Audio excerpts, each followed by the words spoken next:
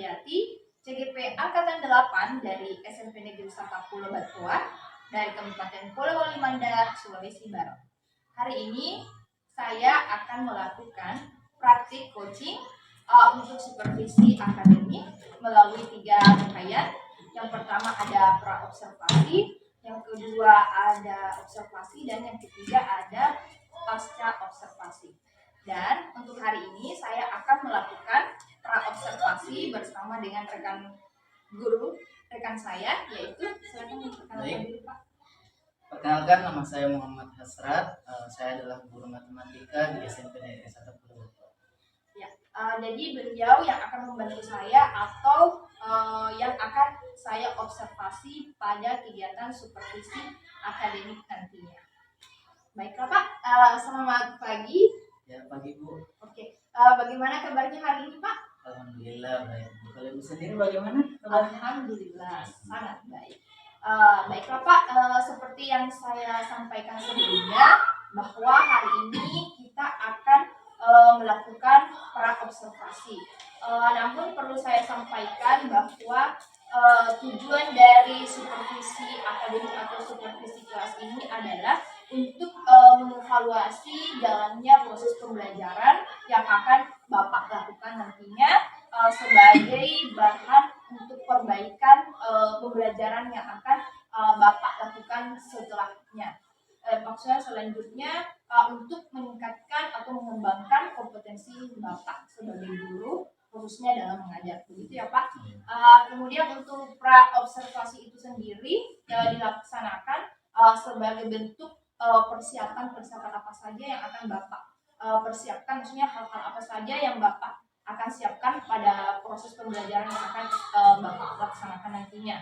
Jadi kalau pra-observasi itu untuk memeriksa atau mengecek kesiapan Bapak dalam proses pembelajaran yang akan Bapak lakukan. Begitu ya Pak? Oke. Untuk pertanyaan pertama terkait pra-observasi ini, kira-kira harapan atau hasil yang seperti apa yang Bapak harapkan, baik dari segi Bapak sebagai guru maupun dari sisi siswa sendiri? Jadi harapan saya sebagai seorang guru, tentunya saya berharap semoga peserta didik bisa memahami dengan mudah materi yang akan saya paparkan nantinya terkait dengan tujuan pembelajaran yang akan dicapai pada pembelajaran di dalam kelas. Dan kemudian saya juga berharap semoga peserta didik bisa terpenuhi kebutuhannya di dalam kelas, khususnya pada diferensiasi dari gaya belajar mereka. Oke. Jadi bagaimana anak-anak didik lebih mudah memahami dan mencapai tujuan pembelajaran. Kalau begitu bisa dipaparkan tujuan pembelajaran yang telah disusun pada, maksudnya yang akan tujuan pembelajaran yang akan dicapai pada proses pembelajaran nanti. Jadi untuk tujuan pembelajaran yang akan dicapai itu nanti ada 3. Ya. Yang pertama itu peserta didik bisa mengenal yang namanya koordinat Kartesius. Kemudian yang kedua, peserta didik itu bisa mengetahui bagaimana posisi titik terhadap sumbu X. Dan yang ketiga adalah bagaimana peserta didik bisa mengetahui posisi titik terhadap sumbu Y. Lalu pengembangannya bisa diceritakan apa yang akan dikembangkan? Jadi ada beberapa hal yang akan saya kembangkan, khususnya pada yang pertama adalah tujuan pembelajaran. Nah, kemudian yang kedua itu model pembelajaran dan akan digunakan model pembelajaran seperti learning. Kemudian yang ketiga adalah tentunya keterampilan dalam membuka, melaksanakan dan juga mengatur pembelajaran di kelas. Dan yang ketiga adalah terkait dengan proses pembelajaran. Dan yang keempat adalah atau yang terakhir itu tentang pembelajaran berdiferensiasi baik dari segi konten, materi dan juga intinya ini berkaitan dengan pembelajaran berdiferensiasi. Jadi berdasarkan yang tadi dijelaskan, kira-kira ada tidak kendala yang ditemukan pada saat mempersiapkan itu? Mungkin dari sisi siswanya kah? Kalau dari segi kendala Bu itu berkaitan dengan penyesuaian terhadap gaya belajar peserta didik. Bisa dijelaskan Pak? Tentunya Bu, itu kan anak-anak memiliki karakteristik yang berbeda-beda, sehingga dalam pemilihan terkait jenis bahan yang akan digunakan dalam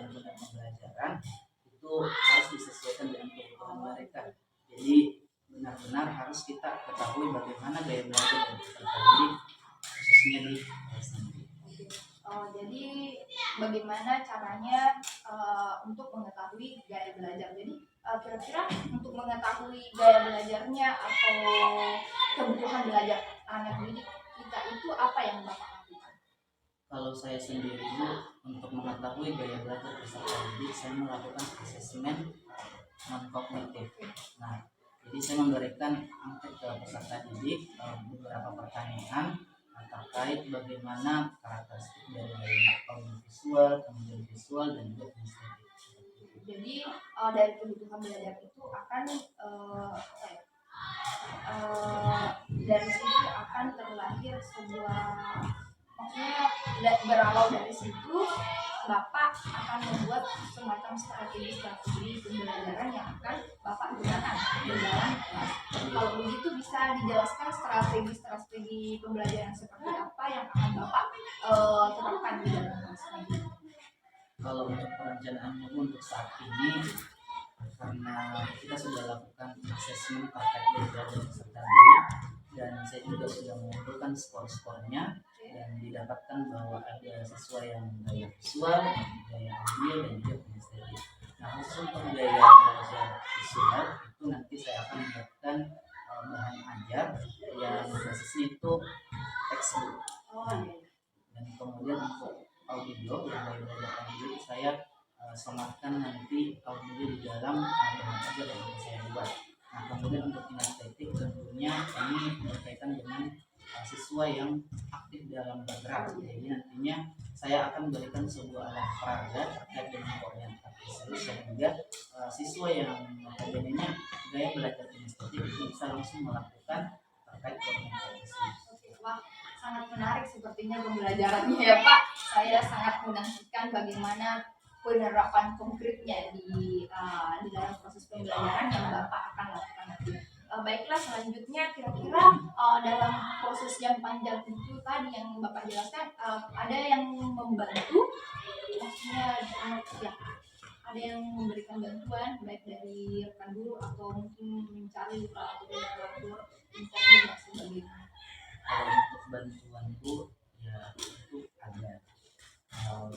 Untuk bantuannya sendiri bisa dari rekan sejawat dan tentunya mereka membantu dalam hal implementasian dari sintaks pembelajaran yang kami lakukan karena untuk mengurangi keliruan di dalam pelaksanaan.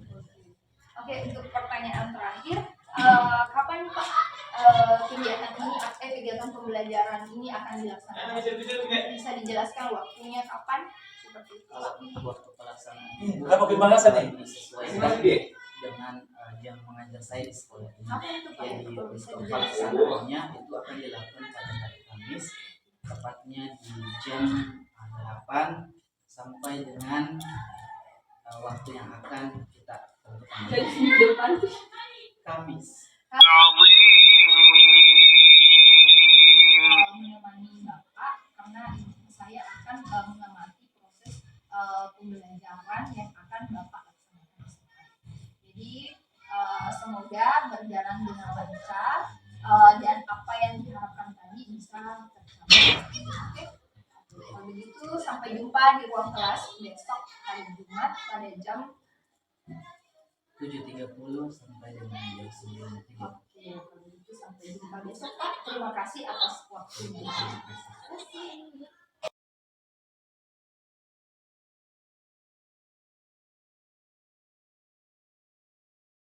Assalamualaikum warahmatullahi wabarakatuh. Waalaikumsalam warahmatullahi wabarakatuh. Selamat pagi semuanya. Pagi. Bagaimana kabarnya hari ini? Baik, oke, alhamdulillah baik semuanya. Jadi hari ini kita kembali bertemu lagi di kelas matematika bersama saya, Bapak Muhammad Asraf. Jadi di sini kita akan sama-sama kembali belajar tentang sistem koordinat. Oke. Jadi sebelum itu anak-anak sekalian perlu pahami dulu apa sih sebenarnya maksud dari sistem koordinat itu. Nah, sebelum kita melangkah ke situ, baiknya kita absen dulu. Oke. Jadi Bapak absen dulu.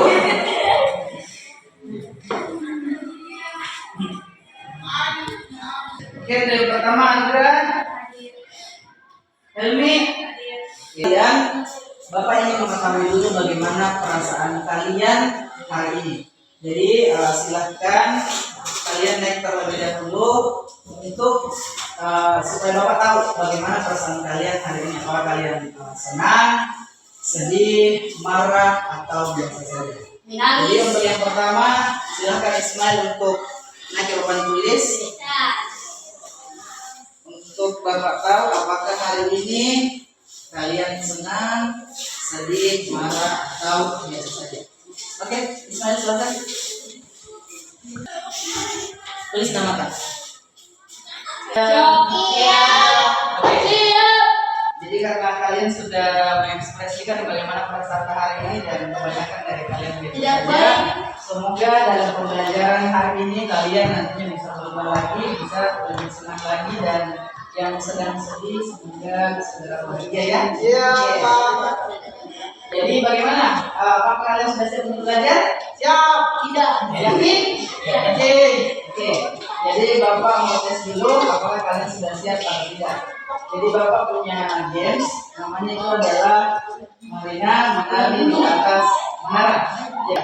Marina menari di atas menara, menara menari. Oke.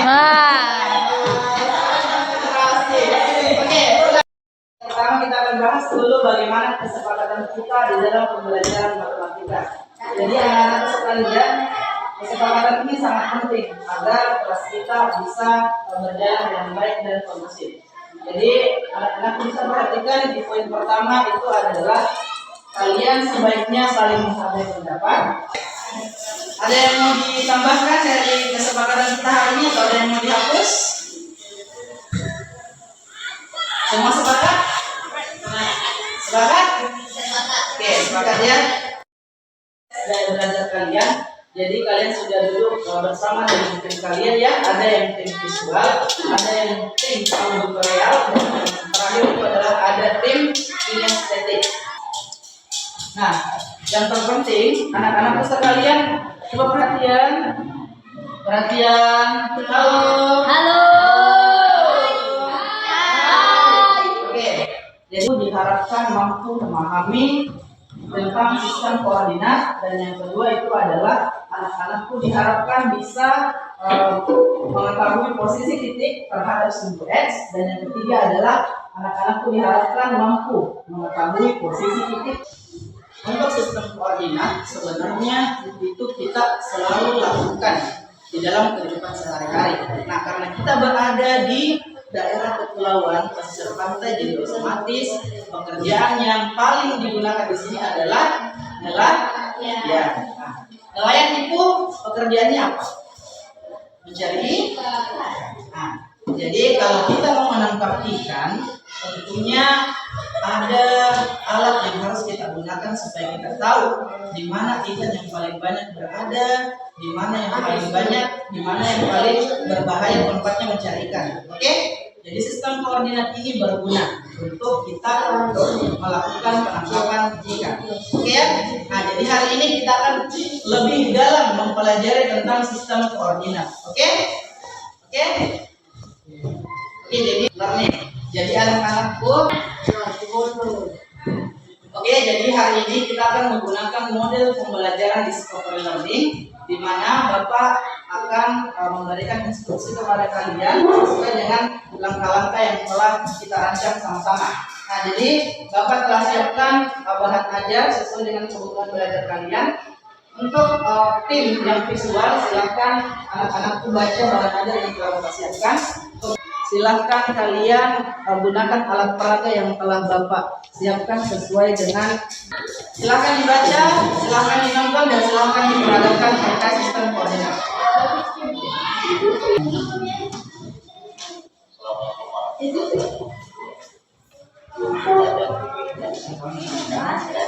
Sama pada sistem supaya bisa menjawabnya. Oke?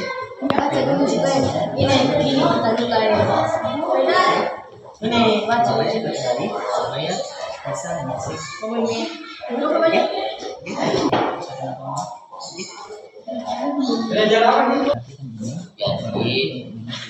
sistem koordinat ya ini sama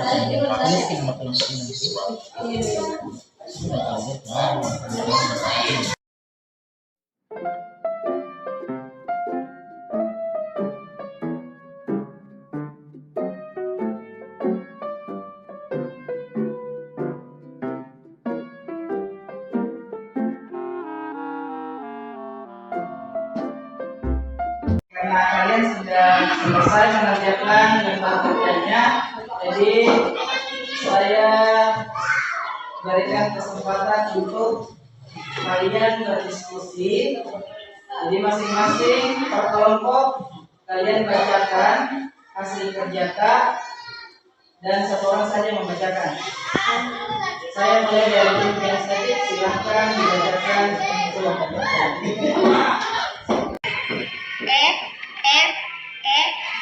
F sebutkan titik yang berbeda di kuadran 5. Terima kasih kepada tim auditorial. Silakan, apakah dari tim lain ada yang berbeda jawabannya dengan tim auditorial? Oke, sama semua. Oke, silakan dengan tentang tim auditorial. Oke, sampai di sini ada yang mau ditanyakan terkait lembar kerjanya dan hasil tugasnya hari ini? Paham sampai di sini? Jadi untuk hari ini untuk penugasannya sudah selesai. Saya minta kepada kalian satu orang untuk membacakan kesimpulan tak. Siapa yang bersedia? Oke, kepada tim auditorial silakan bacakan kesimpulannya. Kelompok lain silakan perhatikan. Misalnya Pak, koordinat sebuah titik pada bidang koordinat dinyatakan dalam bentuk x, y. X menunjukkan jarak titik terhadap sumbu y menunjukkan jarak titik terhadap sumbu x. Oke, baik, terima kasih kepada Aisyah tim auditorial. Jadi untuk pembelajaran hari ini cukup sekian. Jadi anak-anakku, saya mau ucapkan terima kasih atas perhatiannya. Kurang dan lebihnya mohon dimaafkan. Assalamualaikum warahmatullahi wabarakatuh. Waalaikumsalam.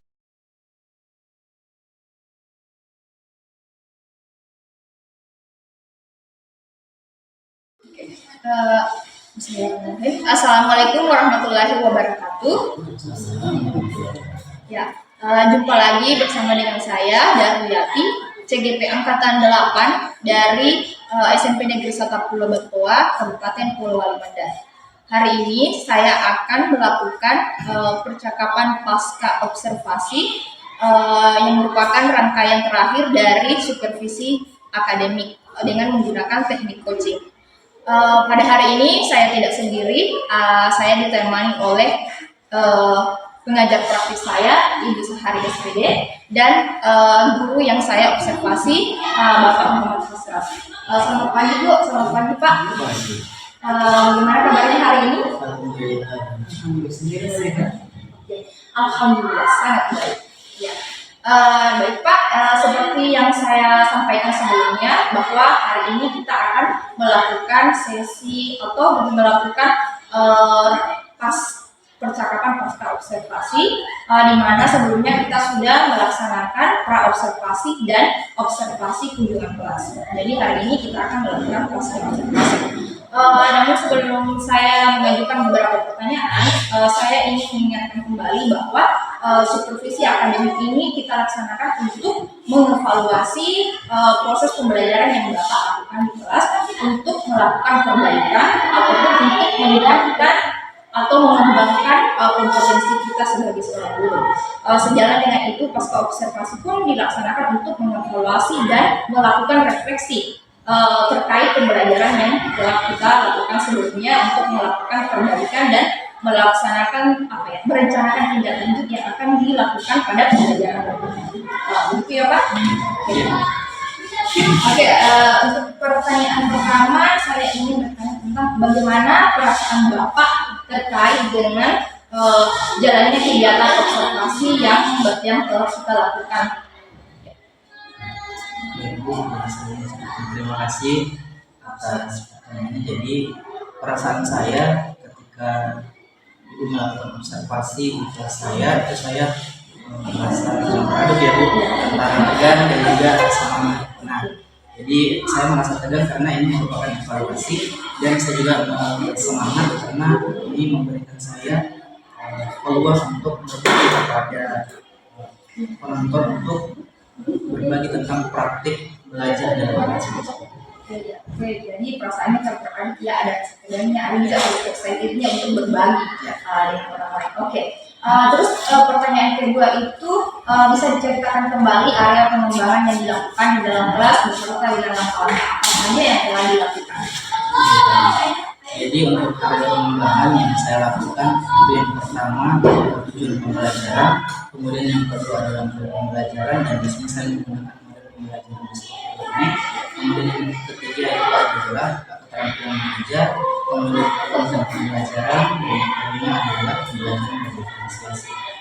Langkah pembelajaran yang saya lakukan itu disesuaikan dengan sintaks yang seperti memberikan stimulus kepada peserta didik, kemudian yang kedua melakukan identifikasi masalah, kemudian melakukan verifikasi, dan yang terakhir adalah melakukan eksekusi bersama dengan peserta didik.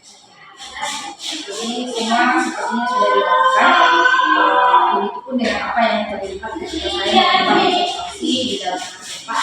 Lalu pertanyaan yang ketiga itu sejauh mana area pengembangan ini bisa diarahkan berhasil? Apakah menurut Bapak apa yang Bapak lakukan ketika mengajar itu sudah berhasil atau bagaimana?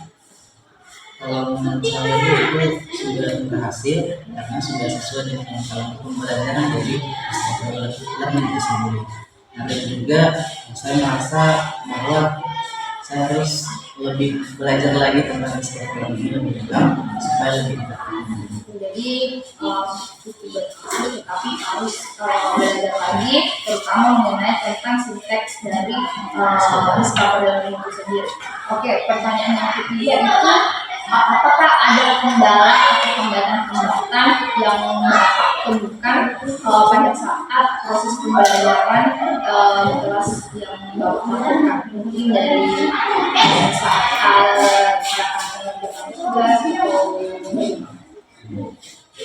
kalau menurut saya itu kendala yang saya alami selama proses ini itu adalah waktu yang terbatas, jadi otomatis anak-anak dan pelaksanaan langkah-langkah dari sintaksnya pasti terburu-buru. Itu adalah hambatan yang saya alami. Sebenarnya itu lebih kepada waktu yang terbatas. Kalau dari siswanya apakah sudah sesuai dengan apa yang Bapak inginkan? Ya sudah sesuai karena pada saat pengerjaan LKPD itu peserta didik sudah mengerjakan dengan baik, dan peserta didik juga sudah sesuai dengan tujuan pembelajaran yang telah saya rancang, dengan peserta didik sudah bisa memahami koordinat titik, kemudian bisa menentukan posisi terhadap sebuah ekstensi. Jadi kalau dari masalah siswa sudah tidak ada, tapi berbentuk dengan waktu yang terbatas. Lalu pertanyaan selanjutnya, bagaimana cara Bapak untuk mengatasi kendala seperti itu agar pembelajaran lebih maksimal lagi? Jadi Bu, sebenarnya tujuan di sini adalah saya ingin menggunakan kualitas pembelajaran yang bisa saya lakukan. Jadi untuk mengatasi hal tersebut, saya senantiasa belajar bagaimana cara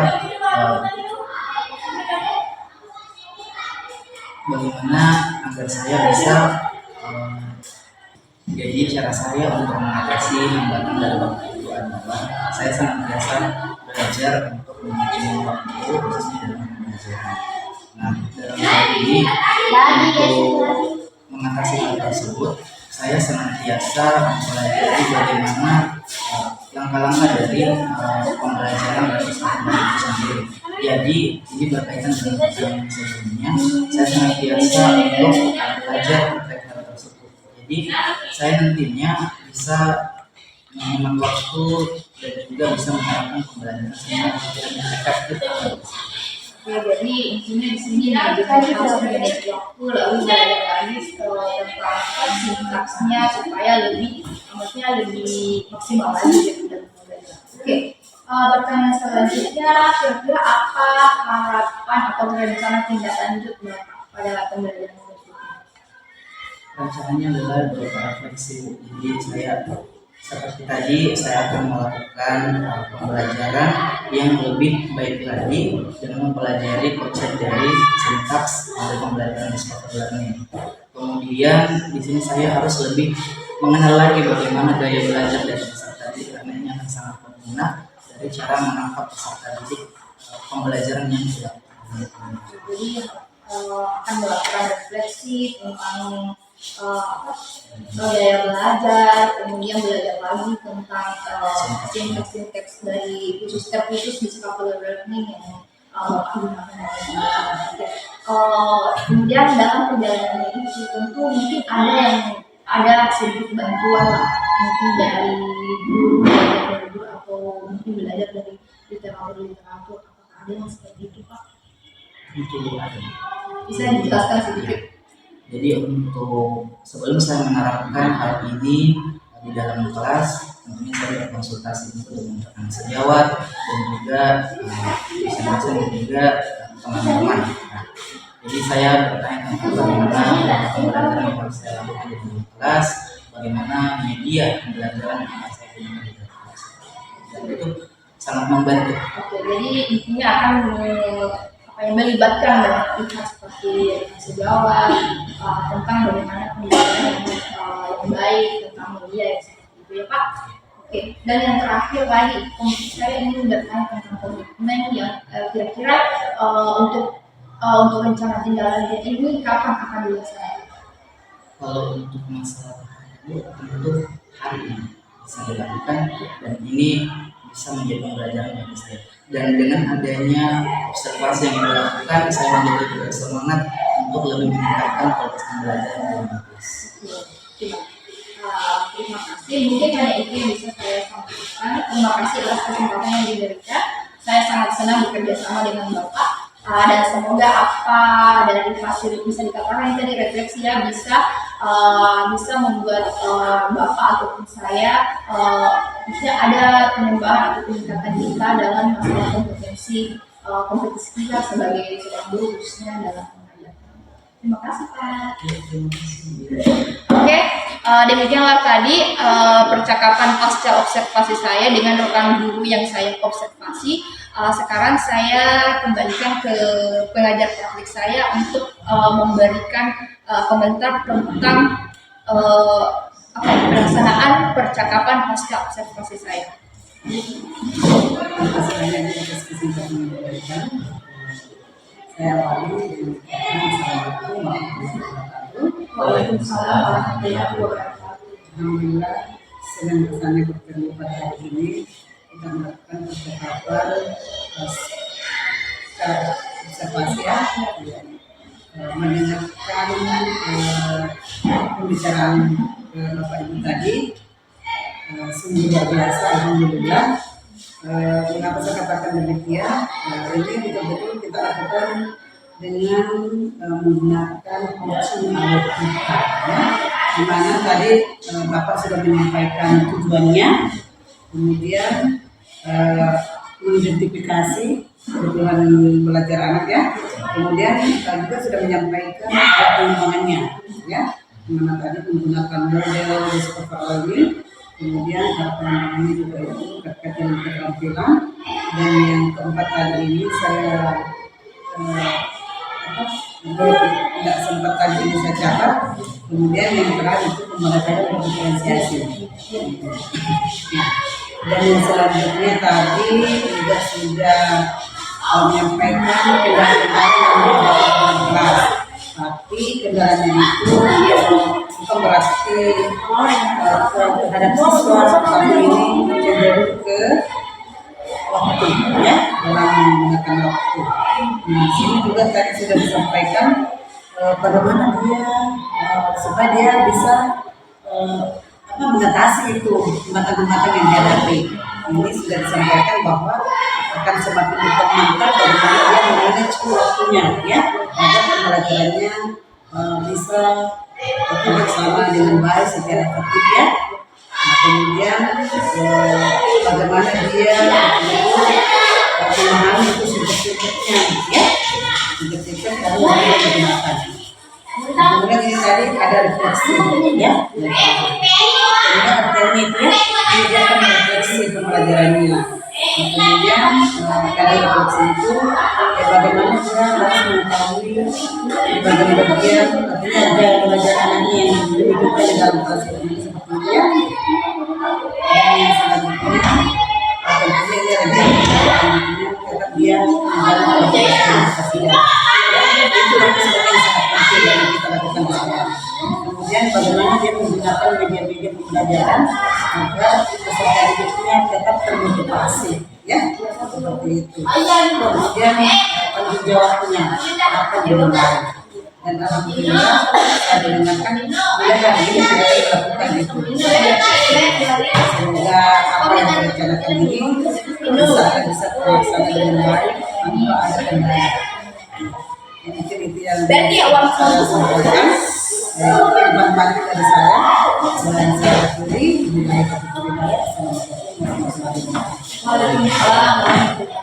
Terima kasih.